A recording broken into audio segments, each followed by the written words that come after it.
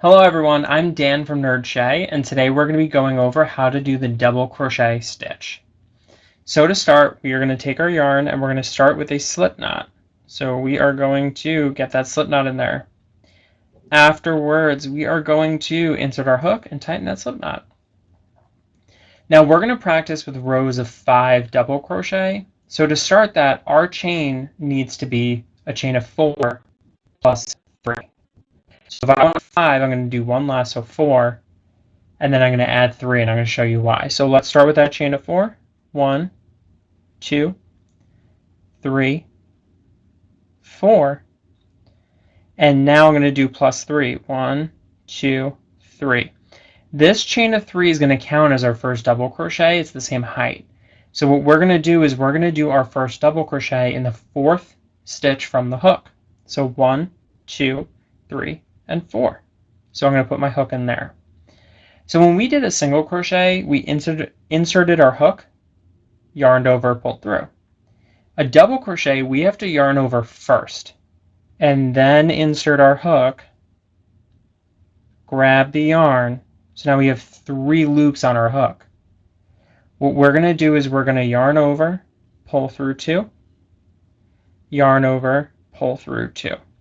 The idea is that you're essentially doing a stitch that's 2 single crochets tall, so a double crochet. So let's do that again. We're now going to go in the next one.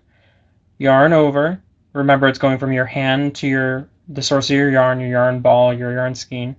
You're going to yarn over. You're going to insert your hook. Oopsie poopsie. I went a little tight. You're going to insert your hook. You're going to pull through.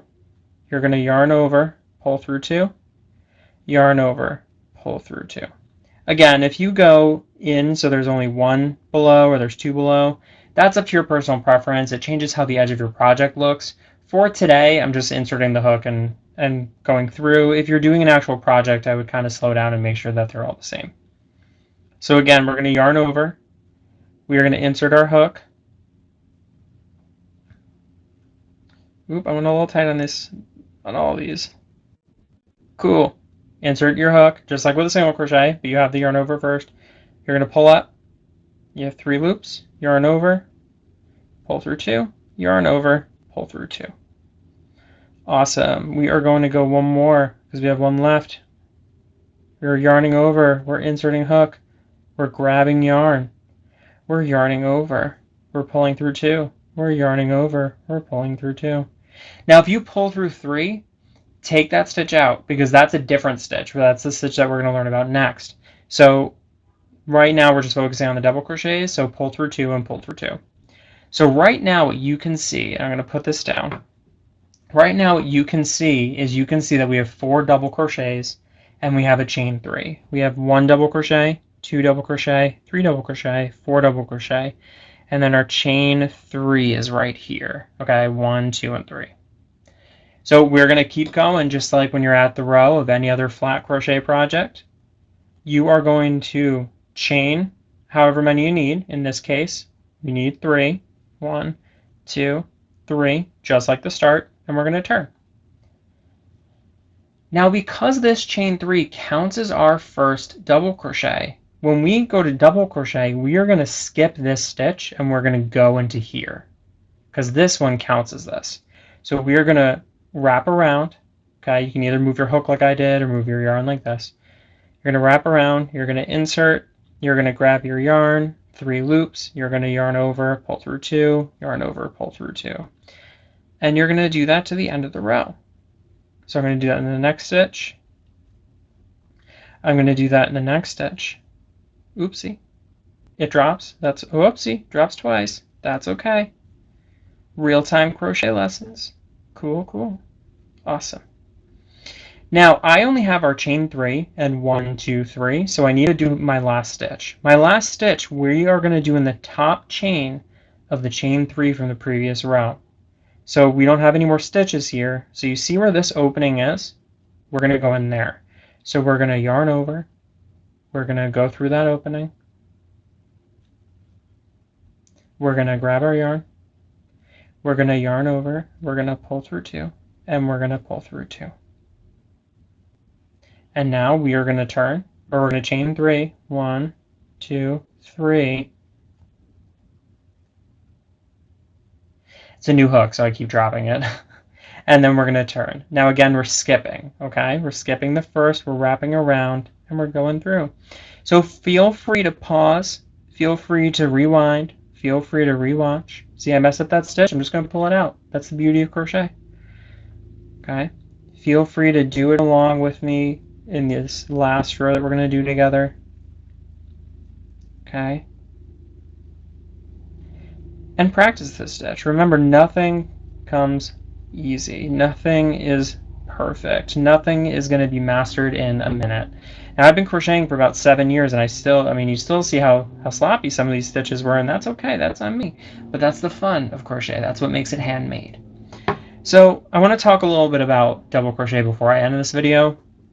If you notice, this space here is much larger than the spaces in between, and we're going to see that here, and we're going to see that here also. Double crochet is a kind of controversial stitch when it comes to how you do your last stitch, okay, or how you do your turning stitch. So some people will chain 3 like we've been doing, not like that, correctly, like 1, 2, and then 3, and then they'll turn, and they'll do it like I've been showing you. There are many ways to get a straight edge on your project and to make sure that this space is much smaller. You'll see this a lot more often when you use thinner yarn, but because I'm using kind of poofy yarn, it hides it well. So if you're using thinner yarn, the space is going to be much bigger. There are certain ways to go about doing it and making a straight edge on your double crochet project. I suggest finding some YouTube videos and looking it up. I plan on doing a video on how I make a straight edge double crochet edge, and what I do when I crochet some of my pieces that absolutely need a straight edge that I can't really go and put a border on. For these, put a border on it, if you're not worried about it, and it'll be fine. Now, where do you go from here? What I would suggest doing is creating a scarf. I would chain 15 and then plus 3, then double crochet in the fourth chain from the hook, okay, and that'll be your first 2 stitches, and then go through the row and practice that. Keep going. The hardest part of double crochet, especially when you're not used to looking at a crochet piece and being like, yes, I know what part of the stitch that is if I can get my yarn working with me, is where exactly is that chain 3? That's going to be the hardest part. And so I want to show you. If we see this, I don't need to count stitches to know that something's missing here. So lay your piece down every so often and see if you can see if that's missing. And then count your stitches to make sure. But you want to make sure you're skipping this first stitch, and you want to make sure that you're definitely going to that chain 3 at the end. And that's going to be the key to getting really successful double crochet. Now, I can tell you, this is a little bit tight for my hook. So a way to prevent this is that after you do the chain 3s, put a stitch marker in there. Because number 1, it'll help identify it. Number 2, it'll help keep it loose. If this happens though, and you're like, I don't want to pull out a whole row and put a stitch marker, you can either take a smaller hook and you can get it in there and wiggle, wiggle, wiggle. Or what I like doing, because you don't always have smaller hooks near you, is I use this kind of beak on the hook, and I will wrap around, and then I'll feed the beak through first, and then you can feed the rest of the hook in. Okay, it's not perfect, but if you accidentally chain too tight, it's a good solution. Okay? Awesome. So that's great. So that's our double crochet stitch, and we're going to keep going. The next lesson is going to be on half double crochet. I promise you, I will be back to posting normally. But we're in weird times, and we got to take care of ourselves, and I needed a little bit of a break, and that's okay. So I hope to see you in the next lesson, and happy crocheting!